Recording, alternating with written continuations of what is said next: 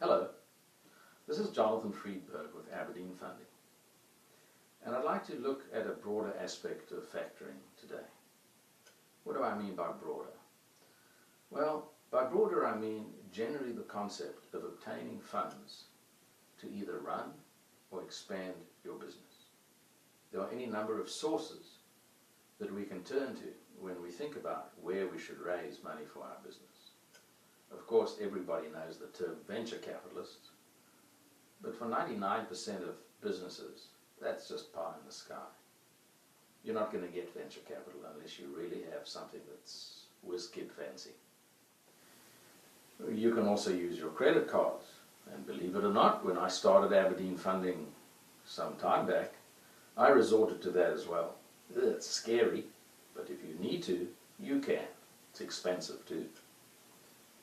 You could borrow money on the equity in your home, although in our current situation, that's probably not so easy anymore, particularly compared to what it was before the calamities of 2008. And then, of course, there's the main one that I wanted to talk about.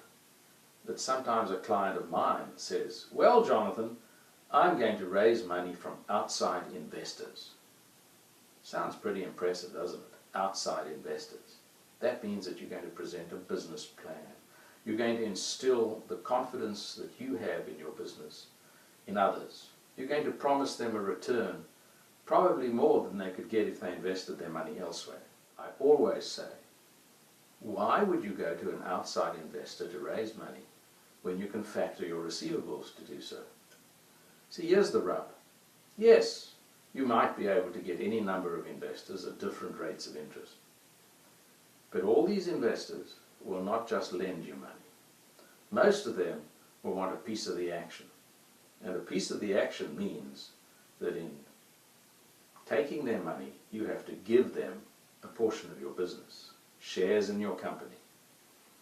And why would you want to give away shares in your company to use other people's money, when if you come to a factoring company, you can get as much money as you need based on your sales without giving up a single percentage of your stock holding. Somehow or another, this doesn't always sink through. And I had an experience recently with a client who said this to me. And I promoted the same arguments to him that I'm giving you now. Took him a while to figure it out. But guess what?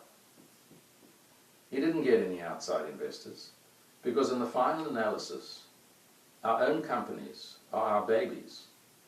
We nurture them. We struggle with them. We work hard. Why, after years of struggling to build up something that is truly viable and promoting a good income for you, would you feel or have the need to give somebody else those benefits just for an easy dollar?